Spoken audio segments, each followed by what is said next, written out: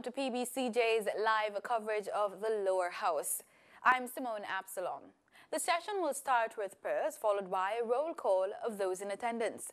This is usually followed by questions and answers to questions, statement by ministers, items on the public business and private members' motions. Before we begin, let's try a parliament trivia. The first election under the adult suffrage was held in 1944 in Jamaica. Is this fact or fiction? Stick around for the answer at the end of this introduction. The answer will also be posted on our Facebook page. On the agenda this session, the sectoral debates. The sectoral debate is a public debate in the House of Representatives in which cabinet ministers and junior ministers are expected to record their performance and their projections since the previous year, while the opposition spokespersons on the various portfolios will seek answers and criticize or support the government programs and policies. The debates resume with members Edmund Bartlett, Minister of Tourism, Peter Bunting, Opposition spokesperson for Industry, Investment and Competitiveness, and Floyd Green, Minister of State in the Ministry of Education, Youth and Information, speaking on their various portfolios. It should be noted that the agenda can be adjusted with items being added, removed, or even replaced. If you are planning to attend a session at Gordon House, here are some rules you must keep in mind. No visitor shall create any act of disorder within the precincts of the House. No visitor shall be admitted to the House without first obtaining an admission card from the office of the clerk. Visitors who remain within the precincts of the House during the suspension of the session are asked to keep silent. No photography, videography, or sketching of the proceedings is allowed, unless so authorized by the presiding officer, and there should be no smoking inside the parliamentary building. It's about time to go over to the proceedings, but first, the answer to our parliament trivia. The first election under universal adult suffrage in Jamaica was held in 1944. It's a fact. According to the Jamaica National Heritage Trust, the 1944 elections saw the Jamaica Labour Party winning 25 out of a total of 32 seats. Now over to the proceedings. A number of other visitors are here from ministries and other departments. Please welcome them.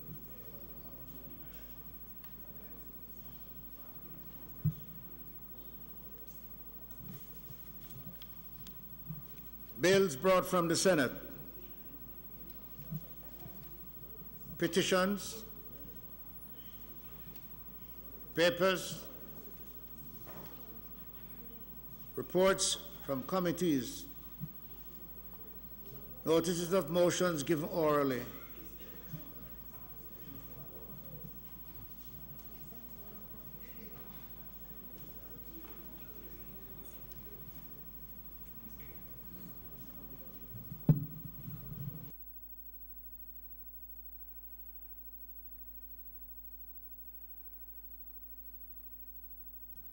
Dr. Campbell, you had a motion which was not yet approved, but it was shown to me. I will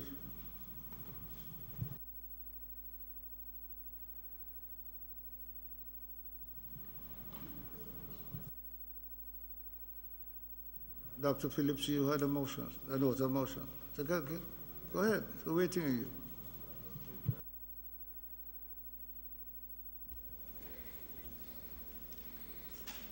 Mr. Speaker, beg to give notice that at the next sitting of the House I'll move, whereas the Ministry of Health took the decision in March 2018 to close the main building of the Cornwall Regional Hospital, and whereas there have been reports that in the year preceding, more than 100 members of staff in the year preceding. More than 100 members of staff have been treated for symptoms related to the presence of noxious fumes, mold, and exposure to other cancer-causing agents, which negatively affected their health. And whereas there have been reports of family members, of staff, and patients who stayed in the hospital in the year preceding the evacuation of the main building also being negatively affected.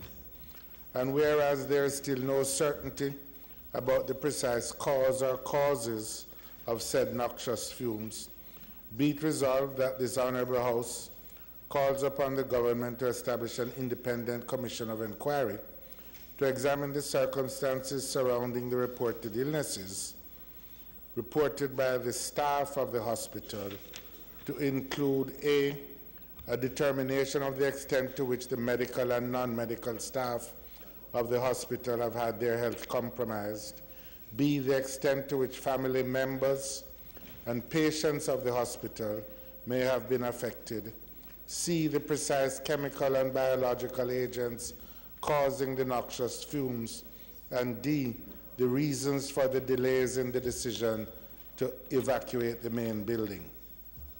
Be it further resolved that the composition of the commission be determined on the recommendations of the membership of the professional organizations of the doctors and the nurses, and using the expertise of local academic institutions, the University of the West Indies, to include the University of the West Indies, the University of Technology, and Northern Caribbean University, among others.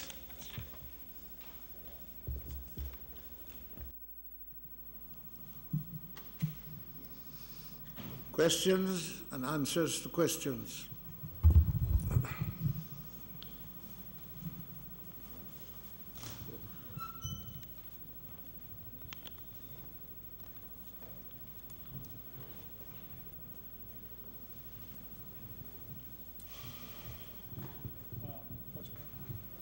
Go ahead, Dr. Campbell. Listen, son, listen.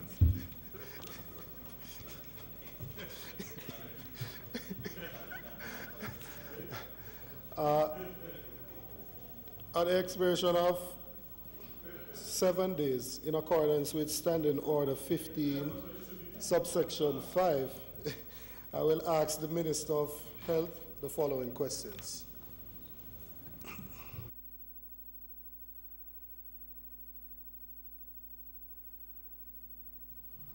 Motion that may be made at the commencement of public business requiring notice.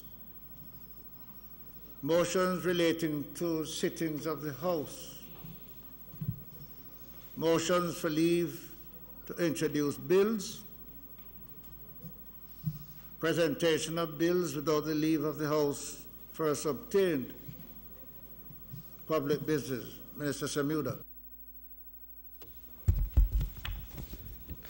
Mr. Speaker, we will continue today with the sectorial debate, and the first presenter will be the Minister of Tourism, followed by the Member of Parliament for Central Manchester, and he will be followed by the Minister of State in the Ministry of Education, Youth and Sports. Did the member have something? Oh.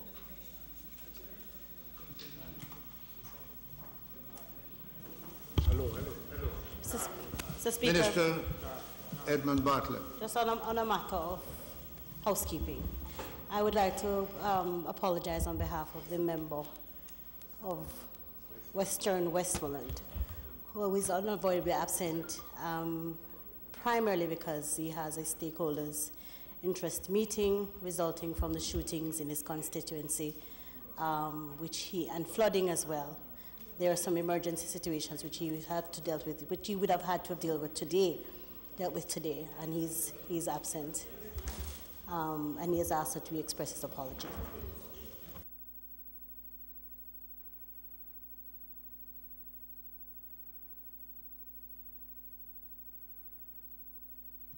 Minister Bartlett.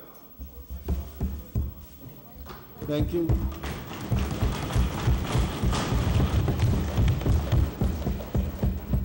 Thank you very much, Mr. Speaker.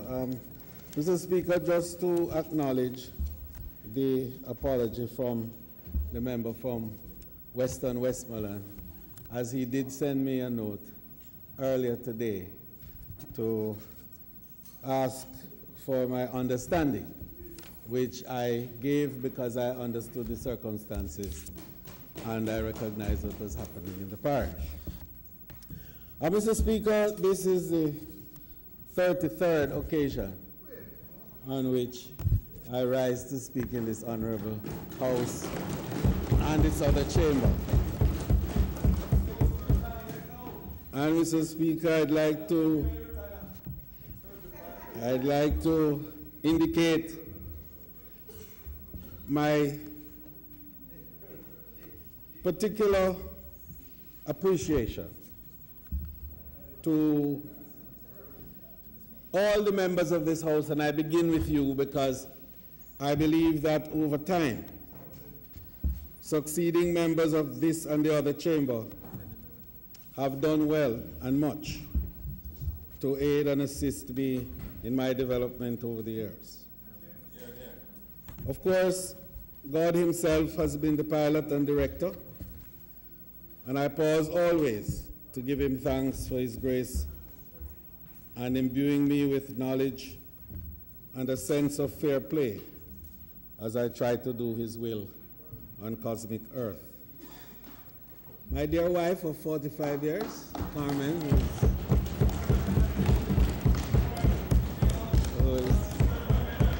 who is here. And,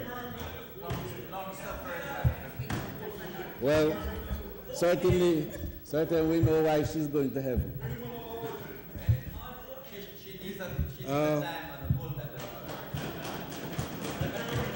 Thank you.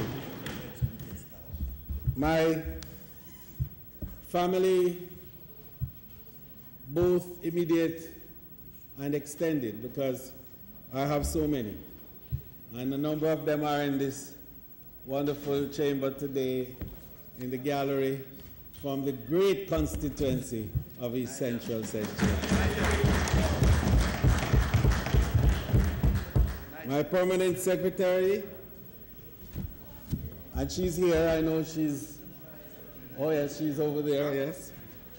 The chairman of my boards and the leaders of the various agencies and my various teams, both those in the ministry itself as well as those in the wider area of governance of tourism, such as the Jamaica Hotel and Tourist Association and the other stakeholders, who have all, Mr. Speaker, congealed to give us an industry that we can be proud of, and have managed to carve out a place for Jamaica in the firmament of global tourism, a place that we all are very pleased to have.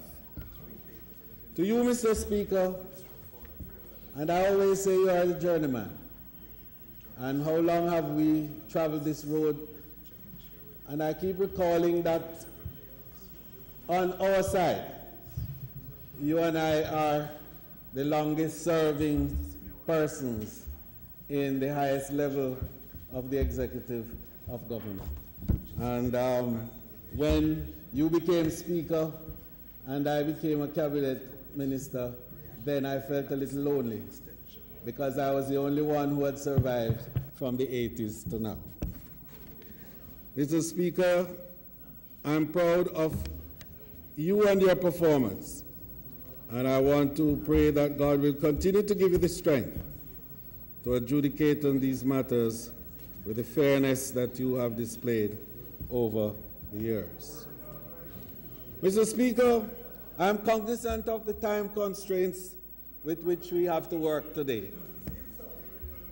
And given the volume of what we have to present, you will forgive me if I move very quickly to outline the state of the global industry and the current state of the tourism affairs locally and internationally, to outline the philosophical background and direction of the ministry and its agencies as we holistically achieve our objectives, to give a summary of the raft of achievements emanating from a very targeted, people-focused, and defined approach to the sustainable development of the sector, and to highlight our programs and activities under our overarching drive to build out linkages throughout the Jamaican economy so that the benefits of tourism are spread farther and wider in a sustainable way so as to satisfy the best interests of the people of Jamaica.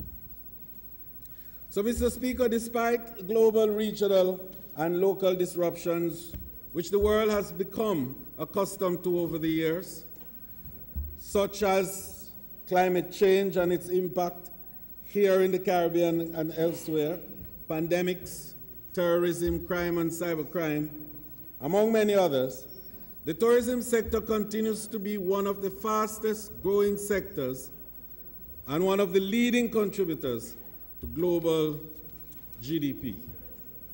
As a matter of fact, Mr. Speaker, preliminary data compiled by the UNWTO have indicated that international travel continued to perform strongly, further consolidating the tourism sector as a key enabler of economic development globally. Indeed, Mr. Speaker, international tourist arrivals grew by a remarkable 7% last year to reach a total of 1.3 billion visitors traveling around the globe. In that same vein, Mr. Speaker, the industry accounted for 313 million jobs, or 1 in every 10 jobs across the globe, and contributed more than 30% of the trade in services. That makes tourism, Mr. Speaker, the largest industry in the world today. In addition, in terms of its direct, indirect, and induced impacts, it accounted for $8.3 trillion, or 10.4% of global GDP. And in the process, Mr. Speaker, it pulled together investments of some $882 billion, or 4.5% of the total global investments. Mr. Speaker, last year will be on record as the strongest year of performance for tourism in the last 7 years. In the regional perspective, Mr. Speaker, the Caribbean, as is known, and it continues to be the most tourism-dependent region on earth. Last year, it accounted for 1 in 5 jobs within the Caribbean. And 16 of the 28 countries of the Caribbean has tourism dependence, a GDP of 40% and more. 30 million visitors came into the region last year, Mr. Speaker, and spent $37 billion throughout, representing some 40% of the region's GDP. In the local perspective, we want to assess, Mr. Speaker, what tourism has meant for us in Jamaica. And I'm pleased to announce that the sector is expanding at an unprecedented pace and remains poised to outperform the benchmark targets of the 5% growth in 5 years that my ministry and I have set as our target when we took office in 2016. For the second consecutive year, Mr. Speaker, the growth of the sector has exceeded the projected 5% annual growth. Last year, we brought in 4.3 million visitors to the shores of Jamaica. It was the first time in the country's history that we welcomed more than 500,000 new visitors in a single calendar year, which, Mr. Speaker, completely outpaced the combined aggregate growth under the roughly 4 years of the previous administration. Tourism arrivals in 2017, Mr. Speaker, represented some 12.1% increase over the 2016 figure. And, Mr. Speaker, the key of it all was that revenue grew from $2.5 billion in 2016 to a whopping $3 billion, or 14% increase in labor. This means, Mr. Speaker, that $551 million more was earned last year than the year before, and that, Mr. Speaker, outdid the previous administration in their period of time as well. But that growth continues, Mr. Speaker, into the first quarter of this year. Because even though, of course, we had the anxieties associated with the enhanced security measures, and you know there was a little jitter in the market, the good news is, of course, is that we reacted quickly. We went into the marketplace, we assuaged our partners, and we settled their minds, and the flow from tourism into Jamaica was significant. The result is, Mr. Speaker, is that in the first 3 months of this year, we brought in 1.298674 million visitors into the country at a rate of 6.6% increase. And, Mr. Speaker, we earned in the process $825.3 million, representing an 8.5% increase in the first quarter of the year. And that growth continues, because in the first week of May, we are trending at 9.3% in the first week of May. Excellent. So we are back on track, Mr. Speaker, and moving. But, Mr. Speaker, the relationship, therefore, between tourism and the resilience of the Jamaican economy is well established. The rapidly expanding tourism sector has maintained its position as one of the main contributors to job creation, investment, and foreign revenues in the Jamaican economy over the last several decades. Mr. Speaker, just a quick glance at the performance indicators will give you a sense of the contribution that tourism has made last year, and certainly if we benchmark from 2015, we'll get a good sense of how our stewardship has managed in the last 2 years. So estimated taxes, Mr. Speaker, from visitors in 2015 was 29.5 billion Jamaican dollars. Revenues from visitor arrivals, Mr. Speaker, increased by 9.2% in 2017 to 33.2 billion. And that represented 12.6% of all the revenues that Jamaica collected last year. From the accommodation subsector alone, Mr. Speaker, we brought in 2015 28.3 billion. In 2019, 29 billion. And that's a modest increase of 2.5, but, Mr. Speaker, it shows a trend of always moving ahead each year. In terms of our total contribution, therefore, to government revenue, Mr. Speaker, in 2015, tourism contributed $57.8 billion, or 12.8%. And in 2017, $62.2 billion of contribution. That means, Mr. Speaker, over the period, tourism has increased its contribution to the revenue by 7.6%. In terms of export earnings, Mr. Speaker, in 2015 we brought in $2.4 billion, and that represented 44.5% of the total export earnings from major sources. And in 2017, we brought in $2.9 billion, or 79.7% of total export earnings from the major sources. This jump, Mr. Speaker, is some 35%. And the tourism sector overall, therefore, Mr. Speaker, in terms of its contribution to employment.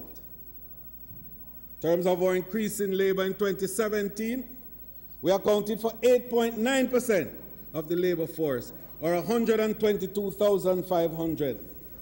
And we are expecting, Mr. Speaker, that in 2018, based on our projections of our 5x5x5, that we will get to our projected 125,000 employees and then move to the new targets that the Prime Minister set for us in Montego Bay last week when he said that we must go by 10 by 10 by 10.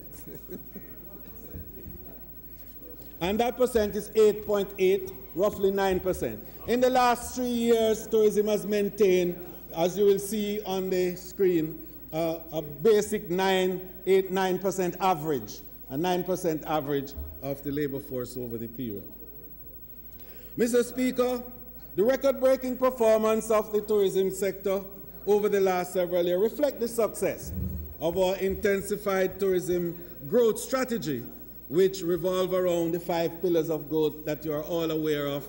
That is to tap into new markets, developing new products, accelerating investments, building new partnerships, and developing our human capital. So, Mr. Speaker, we have already started to witness the positive impact of our fortified growth strategy, as evidenced by the record investments and the record arrivals and the new segments that we have created, the new public-private partnerships that we have forged, Mr. Speaker, and the new arrangements that we are making to redefine our position in the market. So, Mr. Speaker, we cannot afford in all of this, however, to remain to be satisfied with this level of performance. So to this we recognize, Mr. Speaker, that considerably more attention needs to be paid to the two sides of the equation in tourism. And I want to spend half a minute, if you will, Mr. Speaker, on this because it's so important.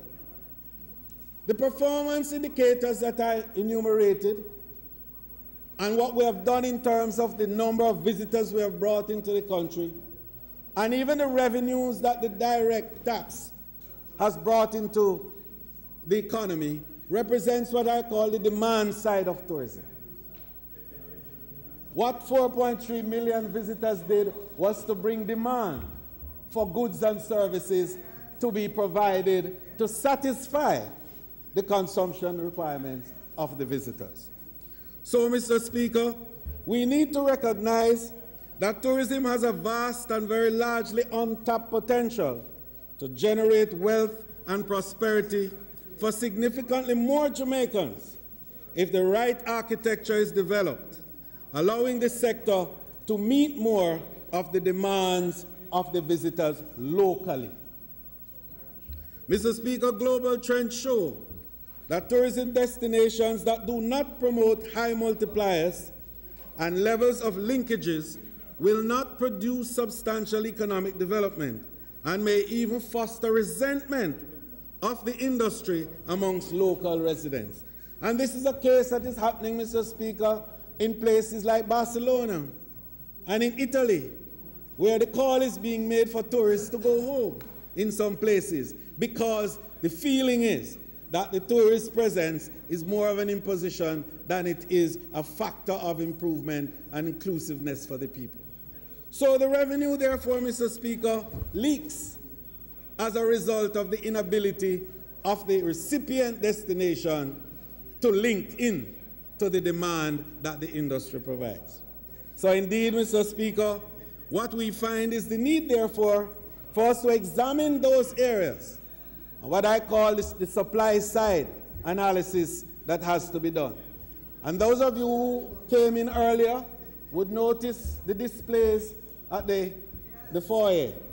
And what it had was all of the key linkages that tourism requires in order to satisfy the demands of the visitor. We had furniture there. We had oils, we had wraps.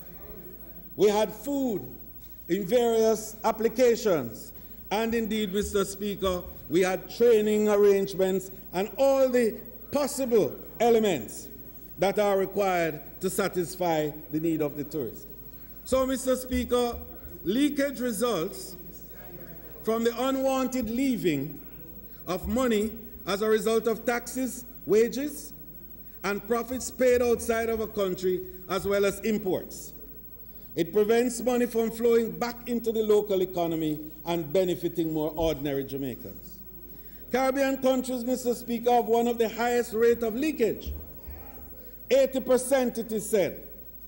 And Mr. Speaker, I just wanted to indicate to you that the level of leakage in the Caribbean is only higher than those in the Pacific countries.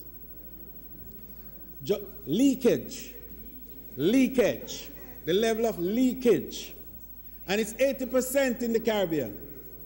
The highest in the Caribbean is the Dominican Republic at 50%, and Jamaica is at 30%. Leakage. That is to say, 80% of the earnings that come in go back out. Because the countries of the Caribbean lack the capacity to deliver on the supply side. And so we in the ministry, Mr. Speaker, have taken a very clear and decided position on building out, first of all, the recognition of the importance of linkages and the key impact of the demand, but the more critical impact of the supply side. And so, Mr. Speaker, we've gone in to look at how do we, in the context of the new architecture that's emerging in tourism, where tourism is becoming much like commodities if we're not careful, driven by price and demand, and in some instances price and value, and where new business models are emerging that change the way in which we do business normally. There's a high level of integration, for example, in the tourism industry today, where distribution and tour operating and ownership of industry and airlines are all merging, and people are moving to connect to every link within the value chain of the industry. And that sort of a architecture, Mr. Speaker, is required to enable cost effectiveness and competitive pricing. And what it does also is that it challenges some of the traditional partners in the tourism industry, particularly some of those who are the indigenous partners. And I think of the transportation sector, for example, Mr. Speaker. And I think also of some of the attractions, as I also think, Mr. Speaker, of some of what we call the DMCs. And so we have to look at how do we build out, with these new partners, an architecture that is going to ensure that inclusive growth continues to happen and the indigenous sector remain a central part of the tourism experience. And so, Mr. Speaker, we came up with the notions of the 5 networks. 5 networks. And the networks which would underpin the 5 pillars of growth that I mentioned earlier spoke to the passion points of people. And it sought to answer the questions, why do people travel? And when we look at it, we saw 88% of the world travels for food. For food. So gastronomy became the logical first network. And for that, Mr. Speaker, we have been developing. We have been developing not just information about how to apply the various foods and how to utilize the Jamaican cultural assets to enable a kind of more delectable and a far more palatable and satisfying cuisine that the world will come to Jamaica for. And I'm very pleased to tell you that setting up the council under the chairmanship of Adam Stewart brought together a number of food aficionados, and what we call little foodies, ordinary Jamaicans who have street foods. And we are packaging those to enable the world community to come to enjoy the nice Jamaican jerk pork on the corner and the Jamaica jerk chicken on the corner. But we've gone further than that, Mr. Speaker, in terms of the gastronomy, because we recognize that you have to connect with the visitors. And the small and ordinary Jamaican entrepreneur who has these micro businesses lack the capacity to make that connectivity.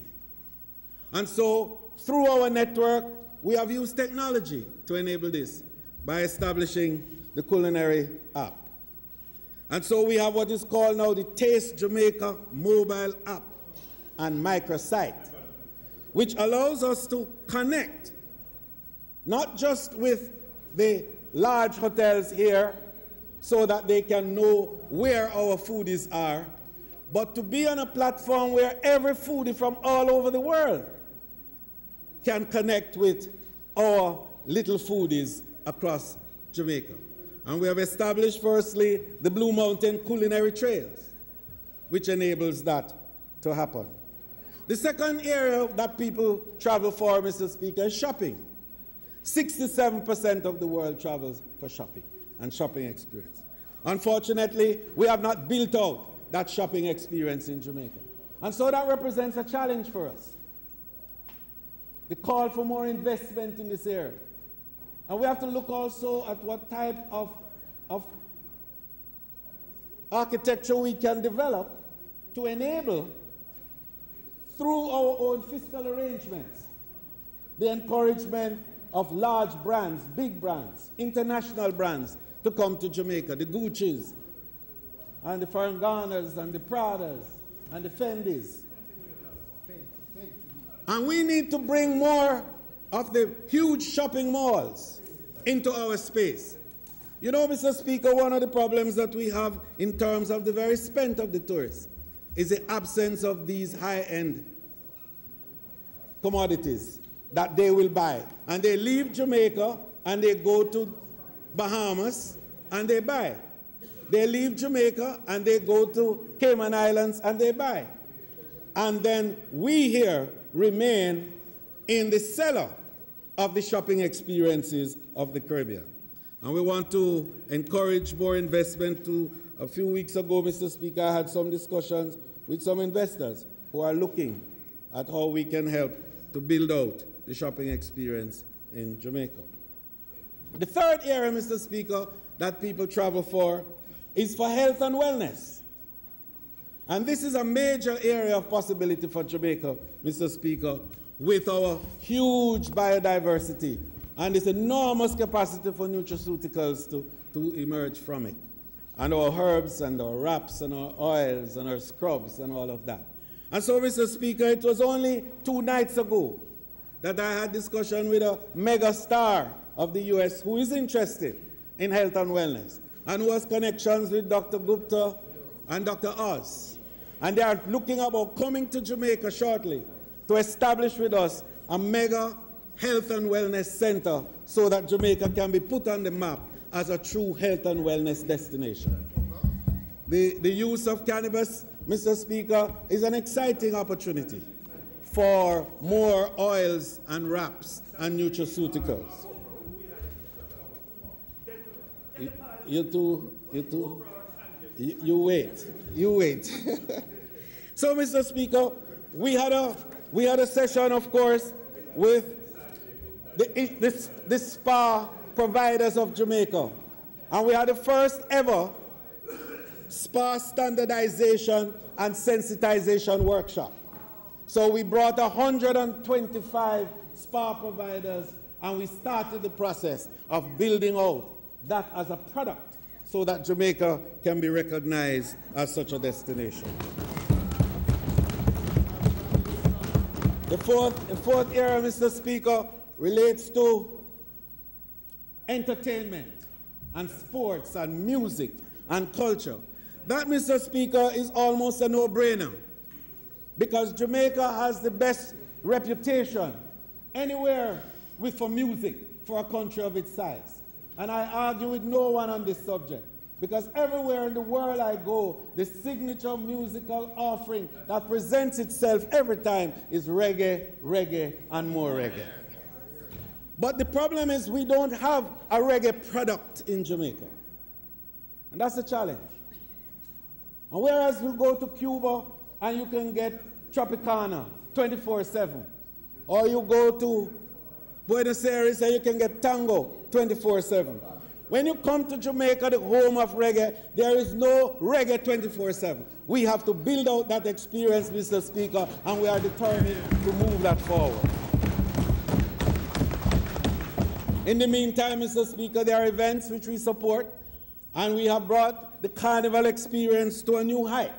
And last year, Mr. Speaker, I'm pleased to tell you that over 9,000 visitors came into Kingston alone, which represented a 22.8% increase over one weekend from the carnival experience, which was here supported by Mr. Speaker. The fourth area, of course, is knowledge, Mr. Speaker. Knowledge. And the Knowledge Network, Mr. Speaker, represents a new opportunity for Jamaica to establish itself as a center for think tanks and meetings and conventions and festivals and all kinds of shows. Arbitration, yes. And edutourism, so that young people from all over the world can come to learn English in Jamaica while we learn their Spanish or their French or their German. And Mr. Speaker, what it does is not only to provide an opportunity, and I was in Chile, and the president of Chile, through his minister, came to me to say a discussion with our Prime Minister, Andrew Holness, recently indicated that there is now an MOU that we are establishing to have exchange of students from Chile to Jamaica to learn language, Spanish. And this is an important part. I went to Dublin, Mr. Speaker, and in summer, thousands of young people from Europe, other parts of Europe, converge on Dublin. To do what? To have their Catholic experience and to do good and community work. So there's a great opportunity for knowledge distribution and knowledge dissemination and a cross-fertilization of cultures as a result of that, which result in a better understanding of the world people and a great process for peace and prosperity in the country. We're excited about that.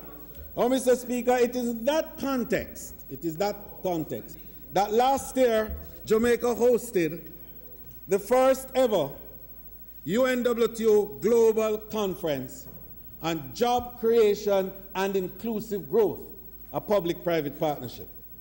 And Mr. Speaker, we are proud of a little country like ours, that we were able to host over 1,400 delegates from 60 countries in attendance, including prime ministers, presidents of countries, secretaries general of international organizations, and leaders of the major financial institutions, including the Japanese Investment Corporation, people coming from far as field as Africa, and of course in the region. And Mr. Speaker, the Secretary General of the UNWTO at the conference made this statement that when he walked in to the conference, he thought it was another General Assembly of the UNWTO.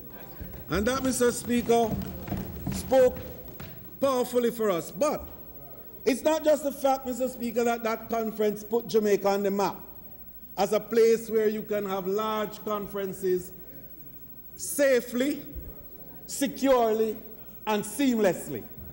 But it also made Jamaica the reference point for sustainability activities in the tourism space, to the extent that we were able out of it to come up with something called the Declaration of Montego Bay, which was a 15-point blueprint on sustainability and will be the particular document that will guide the UNWTO and the UN in terms of its crafting of the next set of millennial goals. And out of it, Mr. Speaker, there were three major takeaways that I want this House to be acquainted with.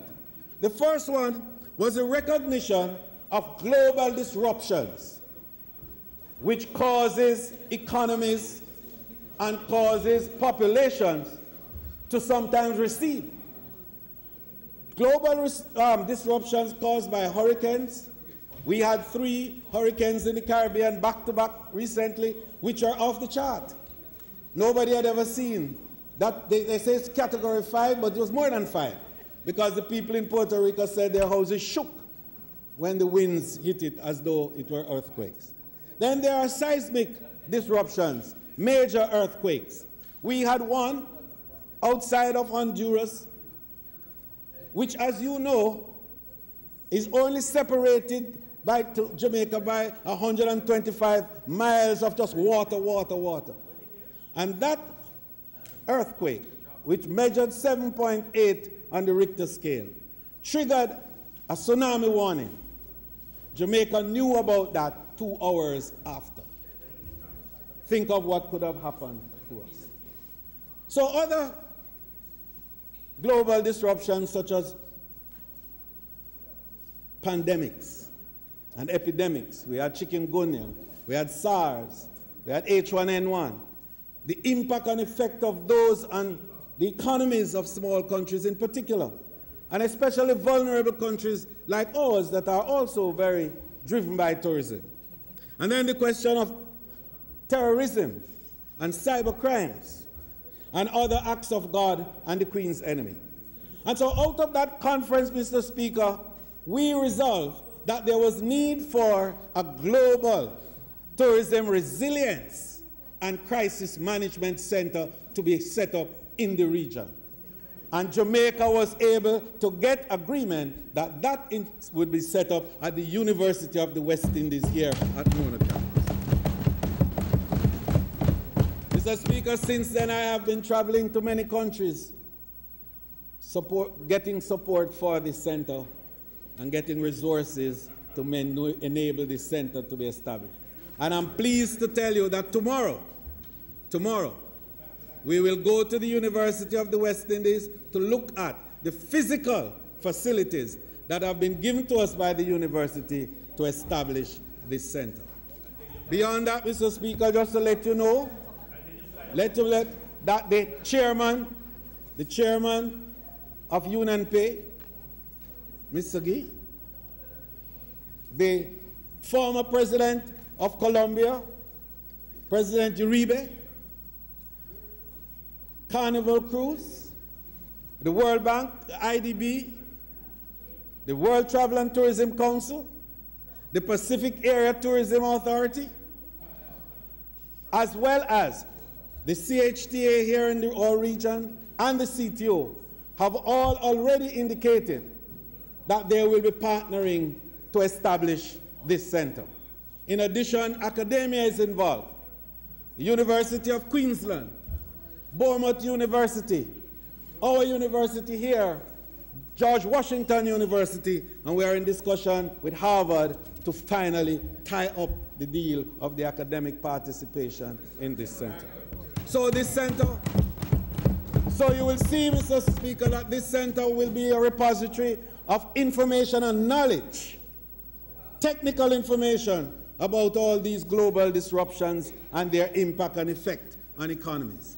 It will offer opportunities for training and research to enable resilience building and to provide an opportunity for knowledge on the process of tracking these disruptions, managing the disruptions when they come, and to recover from these disruptions as quickly as possible. And we know the effect of that because we see what is happening to Puerto Rico right now. Months after Maria, 60% of the country is still without electricity. We see what's happening in Dominica right now, where they lost more than 80% of their GDP. But worst of all, we see what has happened in Barbuda, where Barbuda now is a piece of rock in the ocean. So, Mr. Speaker, this will establish Jamaica forever as a center of reference to deal with resilience and to help to make countries better able to withstand disruptions when they come, as they do come. The second take from it, Mr. Speaker, relates to the question of the small and medium tourism enterprises. We are accustomed to talking about SMEs. But we have inserted a T, and it is Jamaica at the World Conference that inserted that T. Because we know that 80% of tourism is owned by the ordinary people, the little people.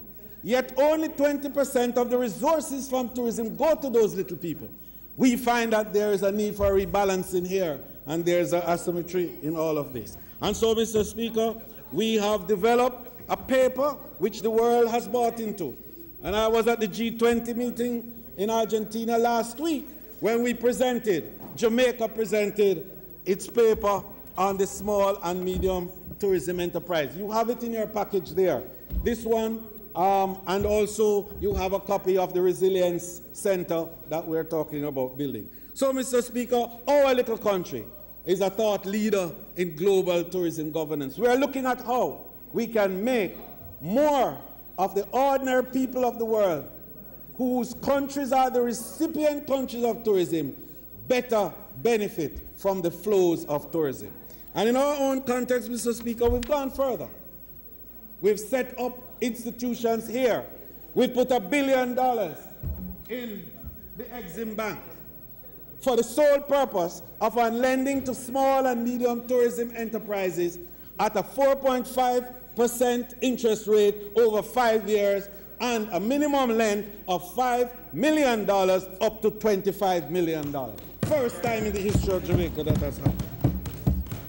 Mr. Speaker, we have moved to reposition tourism ministry and to restructure our various agencies in order to respond to the new demands for tourism.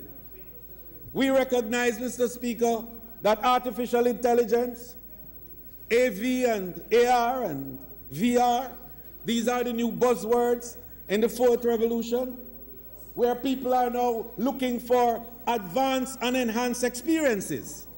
And that's what's redefining tourism, not destinations anymore, but experiences.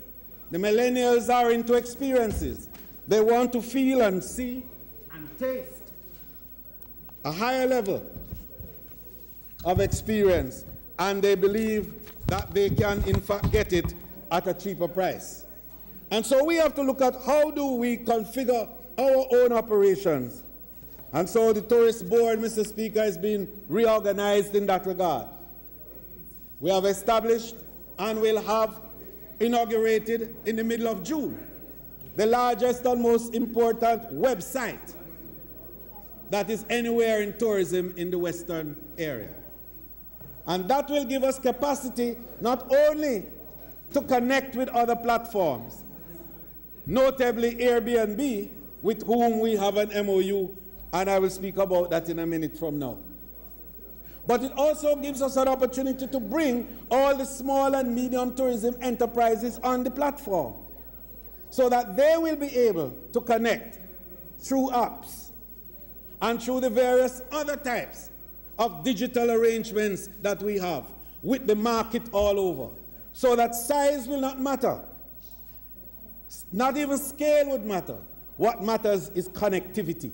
And we are providing through that website full connectivity to all our partners across Jamaica, including the craft vendors in Montego Bay, Ocho Rios, and in Savlama. Mr. Speaker, we are reconfiguring the TF because previously you knew that TEF was a banker. Well, TEF is no longer a banker. TEF is now going to be the center of tourism innovation, where we are going to be looking at new processes, Mr. Speaker, and enhancement to these existing processes. The first of which is the establishment of the Jamaica Center for Tourism Innovation. And that center, as you know, and we have said it, is a training pathway institution to certify competent workers within the tourism industry. People who are sous chefs by fact, but not by name, because they're not certified. We will give them the certification from the Jamaica Center of Tourism Innovation so that they can go anywhere in the world and practice their art and are professionals. Beyond that, Mr. Speaker, we'll be establishing a database at a data center with analytics and analysts so as to be able to look at big data and to make decisions on the market in relation to a far more... Yes. Yes. Mr. Samuda. Mr. Samuda. Mr. Speaker, I move that the members' time... Order, please. I move that the member's time be extended by 15 minutes in order to allow him to complete his presentation. Emphasis on 15 minutes. Try and move fast, yes.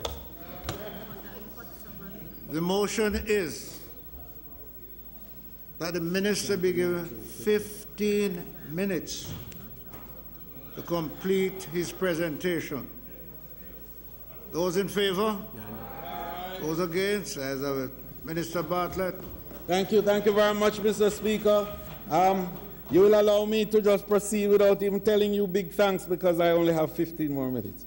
Mr. Speaker, the whole matter, therefore, of creating capacity within the tourism sector for more of the ordinary Jamaicans to become included in the income and the value stream is critical to us. Because, as I said before, we have mastered the demand side. We're bringing in the tourists. We must now take charge of the supply side and become wealthy as a result. Cruise tourism, Mr. Speaker, has been one of growth. And we can go through the numbers, Mr. Speaker. You will see them on the screen, that we have grown significantly in the last 3 years in particular. But cruise has been a constant growth figure over the years. We're expanding cruise. Mr. Speaker, along with the Port Authority, we're looking at expanded port facilities in Ocho Rios, in Montego Bay, and in Falmouth, Mr. Speaker. We are building out also the experiences, the shoreside experiences, so that the tourists who comes can have more to buy, more places to go, and a wider variety. As a result of that, Mr. Speaker, we are establishing the Craft Development Institute. And the Craft Development Institute is to train the artisans to broaden their scope and their scale and their appreciation of creative things so that they could give to the visitor a wider variety of indigenous Jamaican products. The indigenous Jamaican product is key, Mr. Speaker, because what it does is to verify the fact, authenticate the fact that you came to this destination. But it has another value for the artisan. It gives him comparative advantage for price. Because when the visitor comes with a design in the morning, leaves the design with the artisan, comes back on his way out of the country to the airport and get the finished goods, he is now satisfied on whatever price the artisan asks, he gets. Because his uniqueness. And that's the essence of comparative advantage. So what we're doing is creating a group of entrepreneurs who you would have called craftsmen and artisans, who understand now how to use comparative advantage to create not just authenticity, but to create a conversation that I say is opinionated, to create an opinionated conversation that will be lingering in the minds of the visitor forever and ever. And finally, Mr. Speaker, on that vein, we want to establish 5 artisan villages. The first one we broke ground for in Falmouth a few weeks ago. And that artisan village will be completed by early next year. And what it will do is to provide the artisans and the traders and the entertainers with a beautiful, commodious location where A, they can do their production, B, they can market their wares, and C, they can provide the wonderful entertainment and food and excitement that Jamaica offers. And it is all done in a thematic way. We intend to build one more in Montego Bay, one more in Ocho Rios, one in Negril, and one also in Port Antonio. That way, Mr. Speaker, we are closing the gap to enable our small and medium enterprises to really have an opportunity to grow and to grow in a very positive way. First of all, we provided them with funding through Exim Bank. Secondly, we provided them with training through JCTI and the CDI. And thirdly, we provided them with market arrangements through the artisan villages. That is complete thinking, and that is holistic thinking, Mr. Speaker, and that is how you bring the ordinary Jamaican in the loop of productivity and production in the country. Mr. Speaker, we go for new markets. New markets is at the heart of growth for tourism. And you know that we have done well in North America. We continue to grow in North America. You know we do well also in Europe. We continue to grow in Western Europe. But continental Europe, Mr. Speaker, is the new frontier for us. And I'm pleased to tell you that last year we grew by 22% in continental Europe. And this year we are going back to make sure that some new gateways are open. Madrid in Spain, Lisbon in Portugal, Warsaw in Poland, and Cologne in Germany. Then we're going to Munich, Mr. Speaker, and we're going to Moscow, and we're going to Zurich. We had a little hiccup with Paris because something didn't go so right with Air France in the last minute, but we haven't given up on that. And of course, we are expanding in Manchester. But Mr. Speaker, the new and exciting area for us is South America, because South America is our neighbor, and indeed is a frontier with great promise. The economies of South America are growing very well. Argentina, Colombia, Ecuador, Peru, Mr. Speaker, and of course Chile. And the ambassadors are here, and they facilitated our visit to South America a few weeks ago. And I'm pleased to tell you, Mr. Speaker, that out of that visit, Jamaica now has 11 flights per week. 11 flights per week from Copa out of South America. We are concluding the arrangement with LATAM. LATAM is the largest airline in South America. It's what we call the American Airlines of South America. And we are concluding arrangements with them for 3 flights per week out of Lima, Peru, and Avianca, 4 flights per week out of Bogota. And that will enable us, Mr. Speaker, to have a level of connectivity out of South America that would be the best of every single Caribbean country, excluding the Dominican Republic. New investments, Mr. Speaker, we are moving apace. Last year we brought 2,000 new rooms. This year is another 1,000 rooms. And Mr. Speaker, we have another 10,000 rooms that is on track.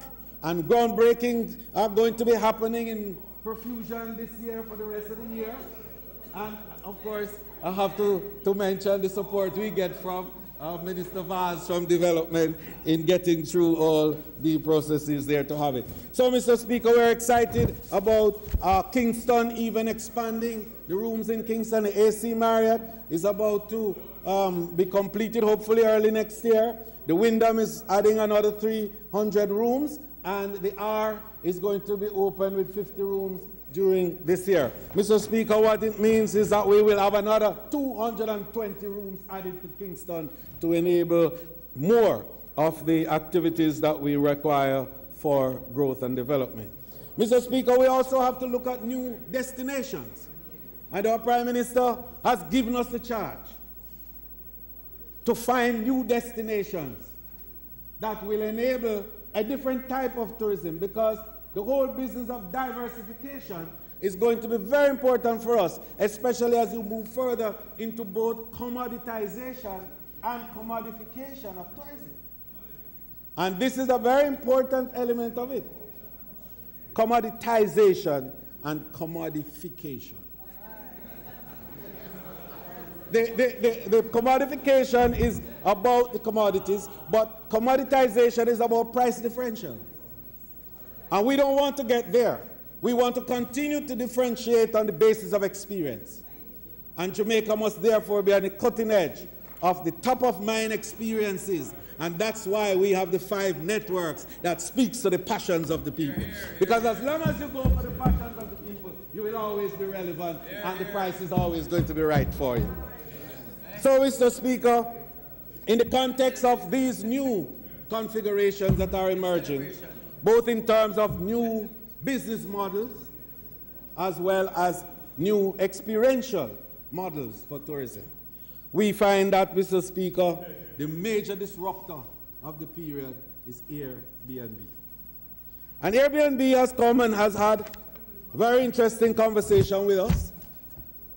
And, Mr. Speaker, the numbers that Airbnb have put forward is mind-boggling in terms of what it has done with regards to democratization of ownership of rooms in Jamaica.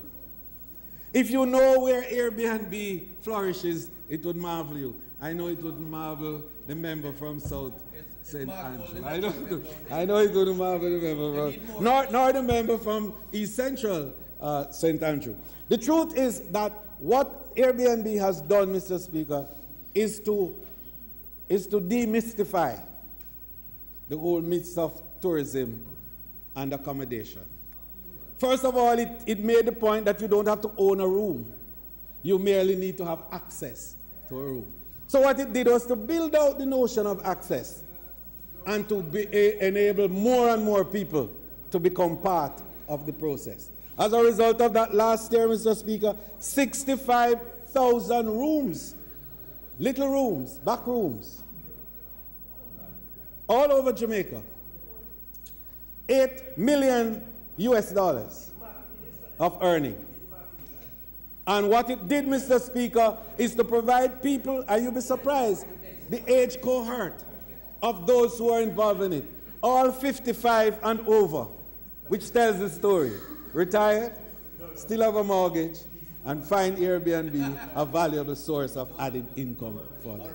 And so, Mr. Speaker, we have an MOU with them, and the MOU is speaking to financial contribution that they will make to the sector, while at the same time giving us access to their website. Now, having access to Airbnb's platform is like giving us $1 billion.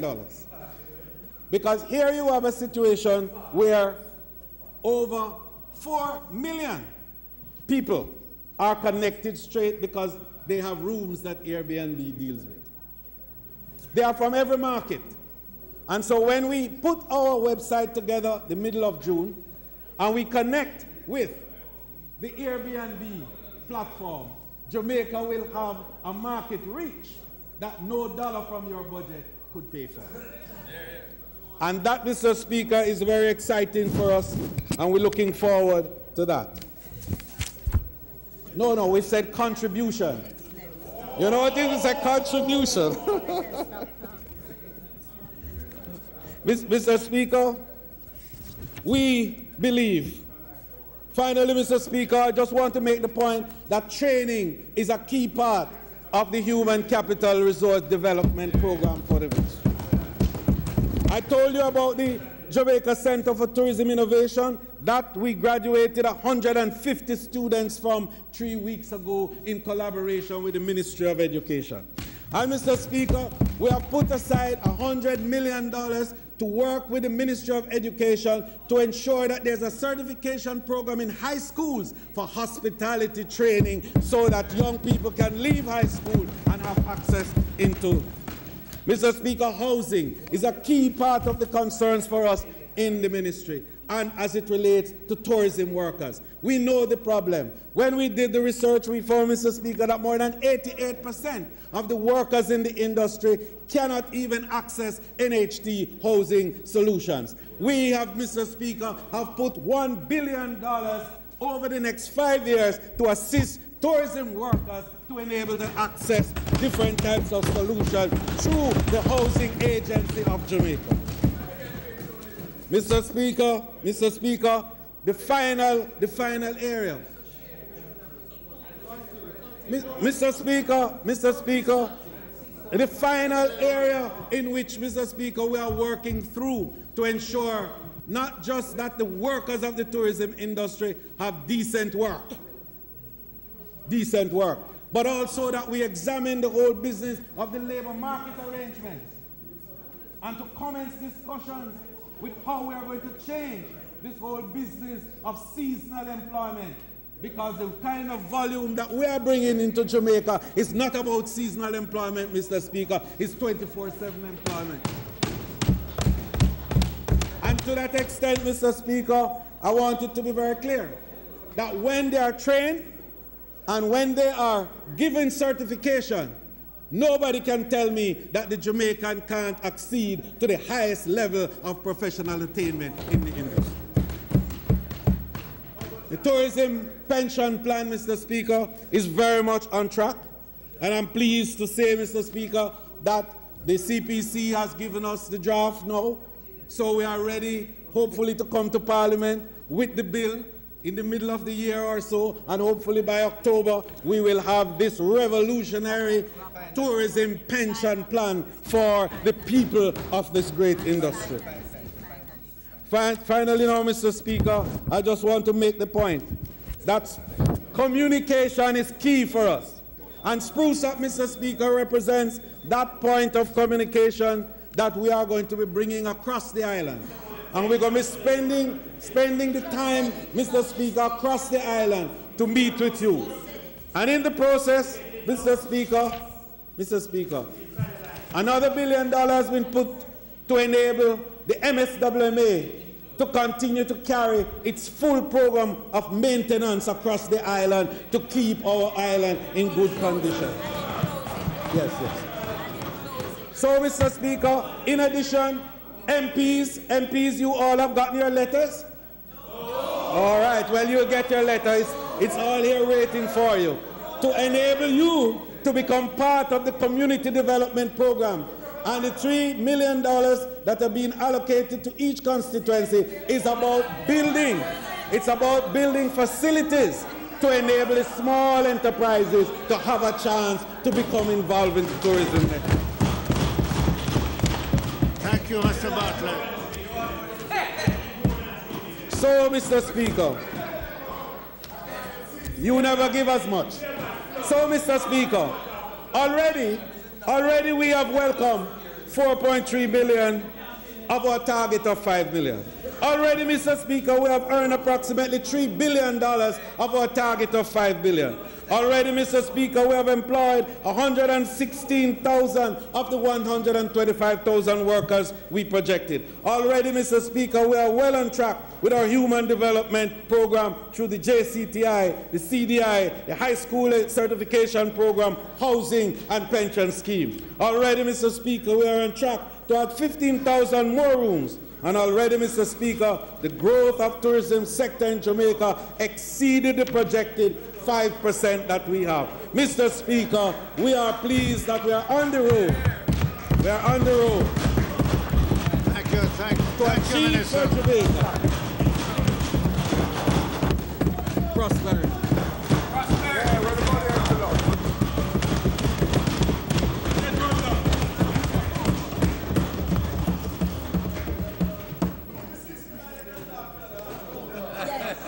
Exactly. That's what I was saying. Good one. Hey. Excellent. Hey, talk with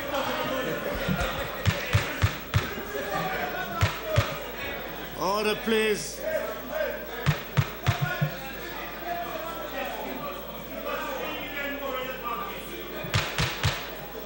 Order, please. Mr. Speaker. Mr. Speaker, normally in these debates, a minister is given 3/4 of an hour. Members in the gallery, you are required to stay where you are until the session is over, or if you are leaving, you leave quietly. Mr. Semuda, proceed. Yeah, normally ministers are given 45 minutes within which to complete their presentation. We took by agreement with the opposition the decision to extend that to 15 minutes. By 15, sorry. And the Minister of Industry, Commerce and Agriculture and Fisheries fell short by 1 minute and 14 seconds. 45. 45. Now, the fact of the matter is, Mr. Speaker, the presenter or Minister of Tourism had such content that was rich that we extended ourselves by an additional 2 minutes. But I do not wish, I recommend to you that you do not make that a habit. So I am going to ask, the next speaker to bear in mind the fact that this extension was very liberal. And if we are going to get through the business of the House, where I see where there are 6 ministers or members to speak on one of the days of this sectoral debate, we will never get through if everybody extends beyond the time allowed. So please, I'm asking, keep it within 1 hour. Mr. Speaker, I ask that you... No, it does not get... 45 minutes, 15 minutes to the opposition. But I speak to the ministers, 1 hour, 45 minutes for the opposition. Please, keep it within that time so we can get through the business of the House. Mr. Speaker, please adhere to that time frame. Mr. Speaker, I'm asking that you adhere to that.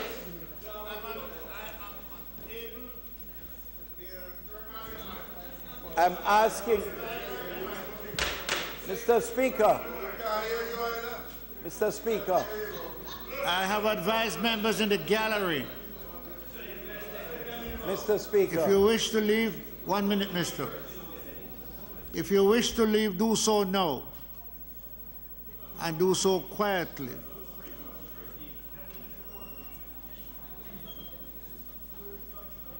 And Mr. Semuda is addressing the speaker.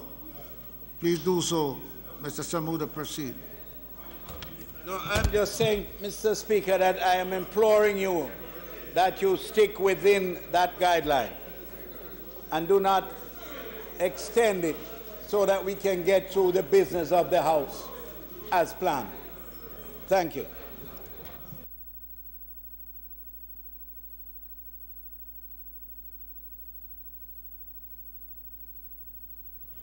Mr. Bunting.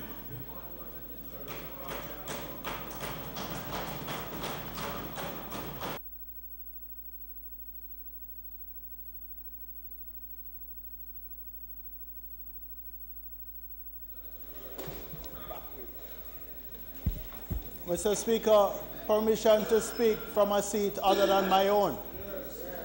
Mr. Speaker.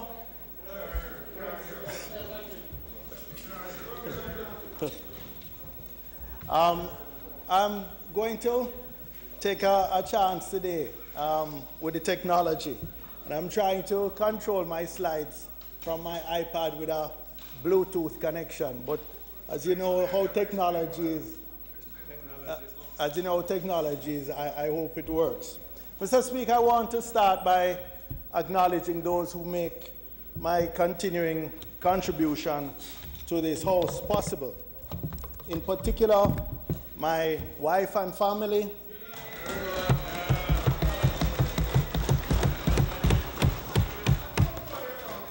the leader of the opposition and my colleagues for their continuing confidence, and even the Prime Minister, who rarely speaks on national security without recognizing my contribution, no matter how long it is. And you, Mr. Speaker, for your combination of groundbreaking activism in guiding while not abandoning the hallowed traditions like the horsehair wig of the Speaker. Mr. Speaker, I also want to acknowledge my task force that supports me, my constituency team, led by the mayor, my councillors, my personal support team, that all make it possible. Mr. Speaker, it has been a decade since I spoke on anything but national security in this sectoral debate. And while in one sense I'm grateful that the cup has passed from me, in another way it's very difficult to be in politics in Jamaica, whether in your constituency or your portfolio, and not be impacted by the escalating crime. And I'll speak briefly later in my presentation to how it impacts growth and development, and it's really consistently identified as one of the longest lasting impediments to growth and development in Jamaica. Industry, investment, commerce. What you are for, and what Daryl is for, and what Morris is for.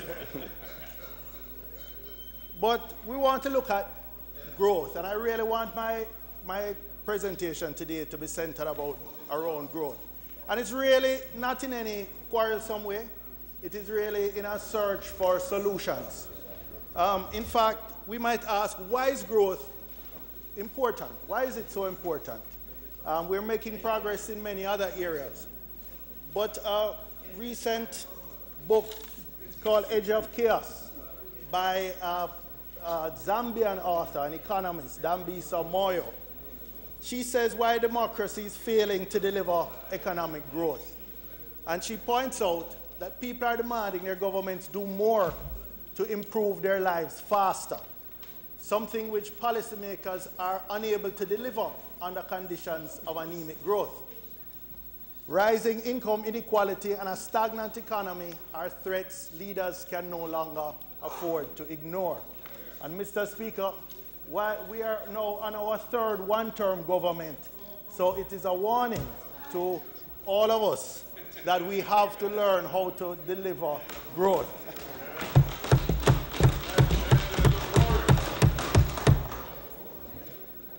As you can see, Mr. Speaker, on the chart, real GDP growth since the 60s has averaged only about 1.5% per annum. So in my presentation today, what I intend to do is do a quick survey of what the experts say, review some of the technical reports from the IMF, the IDB, our economists at UA, etc., to see what they say about growth, identify some priority areas of focus, and then to drill down with some specific recommendations that I feel can help unleash our growth potential, particularly in the micro, small, and medium-sized enterprises sector. So let us not say that the opposition doesn't come with specific solutions.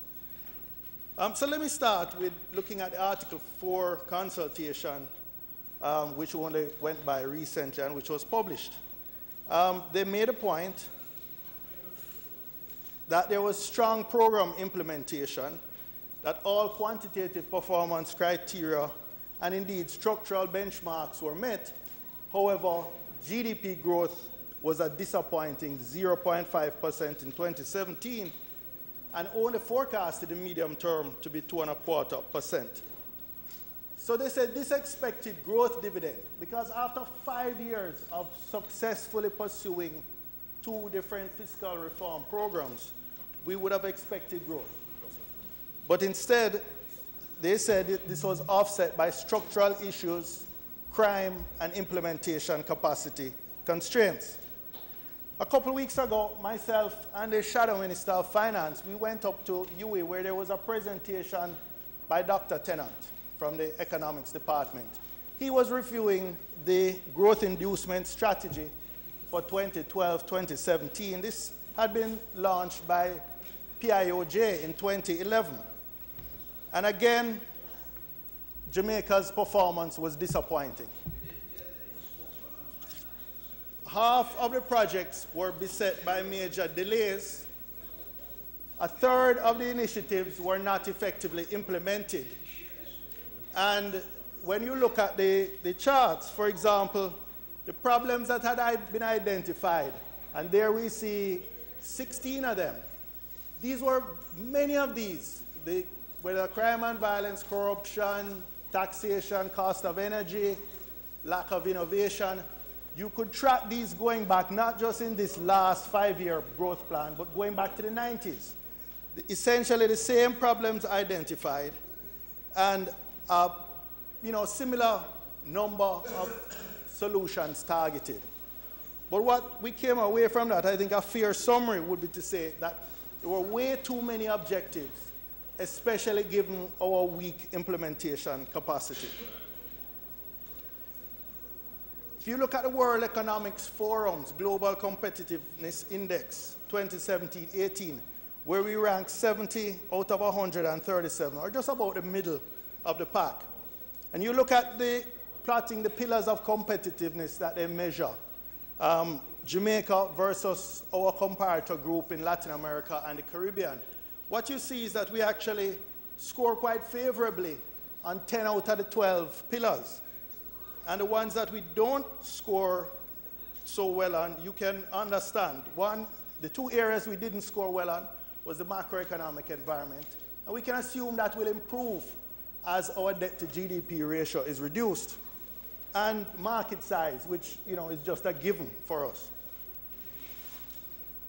But when you go now to the survey, the executive opinion survey, where our business leaders identified what they saw as the major problems. And if you take the top 5, crime and theft, tax rates, high tax rates, corruption, access to financing, and inefficient government bureaucracy. In fact, I think we could combine those. Crime and corruption can be combined. High taxes and inefficient bureaucracy, I call those collectively just a burden of government. And then the third would be access to financing. But in many ways, access to financing is really more about the informality of our economy.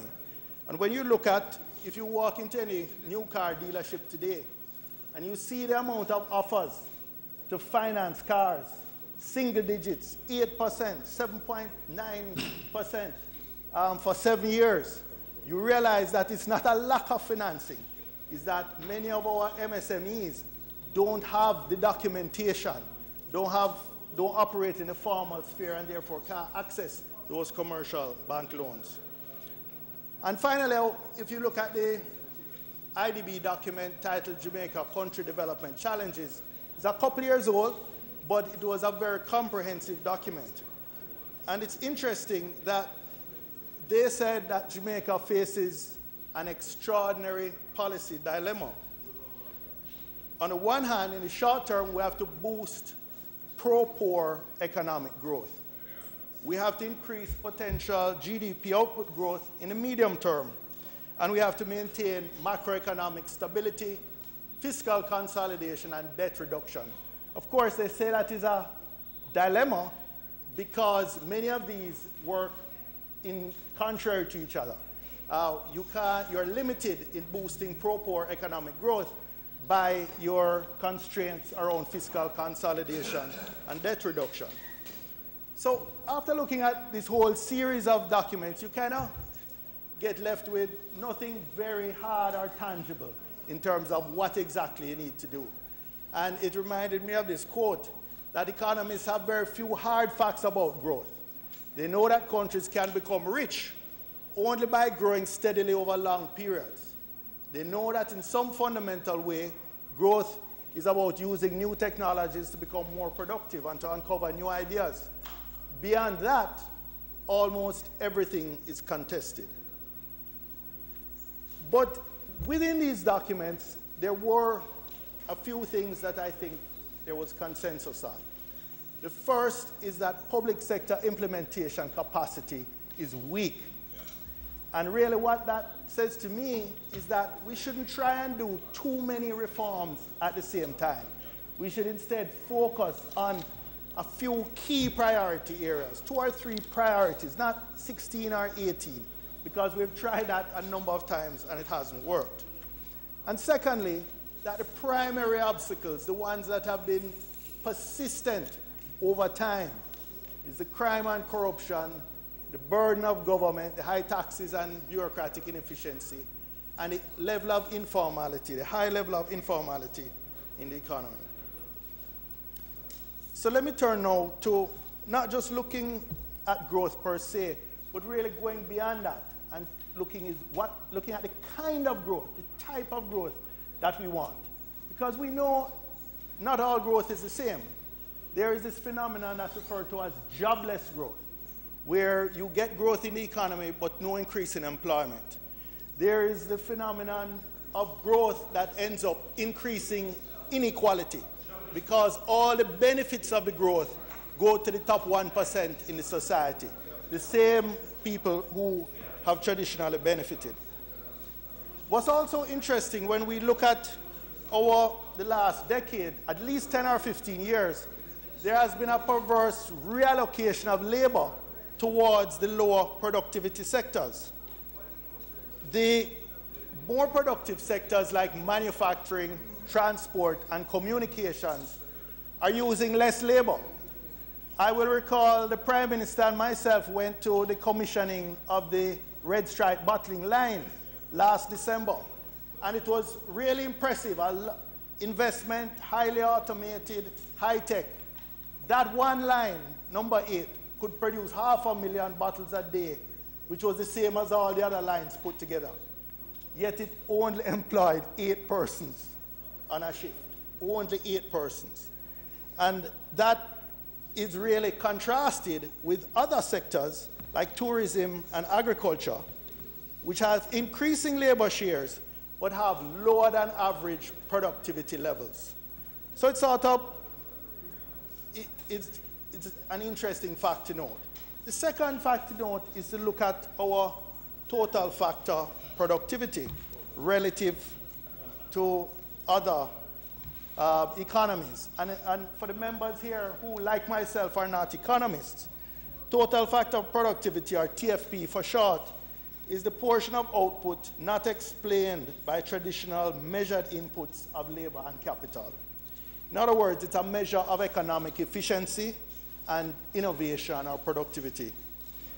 And the fact is that our TFP, our total factor productivity, is falling relative to other small economies. So though we have had relatively high investment, certainly for almost the last 20 years, we've had consistently high investment, our growth has been low. One of the reasons for that is that a lot of that investment has been in enclave economic sectors with weak linkages with the rest of the economy. And it was almost as if the Minister of Tourism and I had coordinated our presentations, because he spoke to the 80% leakage of the foreign exchange that comes in terms of tourism going right back out, or 80% of that tourism dollar going right back out. And this is in the Caribbean. It's not unique to us. But it is one of the things that reduces the potential impact, the potential positive impact. So what we need to do is to work on increasing the multiplier effect on growth and increase the linkages with the rest of the economy.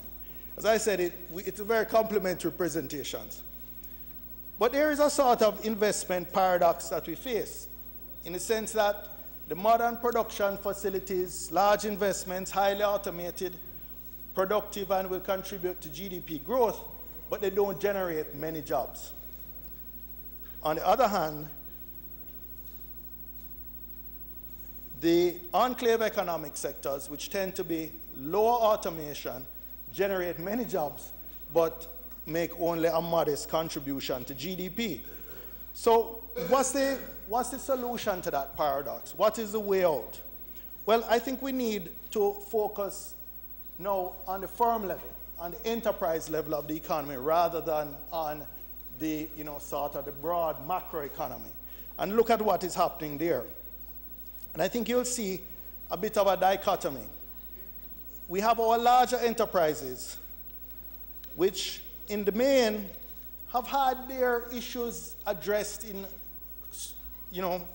IMF programs over the years, dealing with the structural benchmarks, reducing debt, interest rates, inflation. They have access today to equity and debt capital at fairly attractive terms, single digits in Jamaican dollars for extended periods of time. They still have broad concerns, particularly to do with crime and governance, but they have the clout to successfully lobby bureaucracy to address their company-specific or sector-specific issues. They can call Daryl, right? The MSMEs, on the other hand, it's quite a different picture.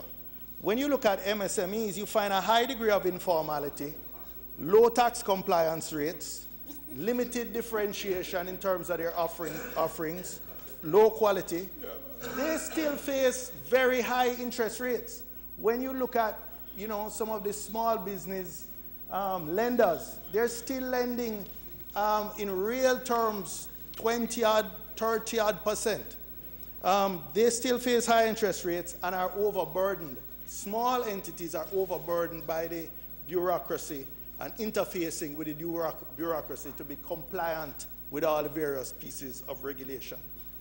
Back in 2006, the IDB estimated that the informal sector was 43% of GDP, almost half of our economy.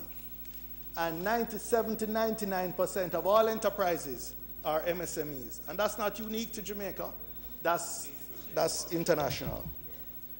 So it seems to me, Mr. Speaker, that in order to have broader, more inclusive growth with jobs take place, there must be a focus on the MSME sector and removing the obstacles that those entities in particular face.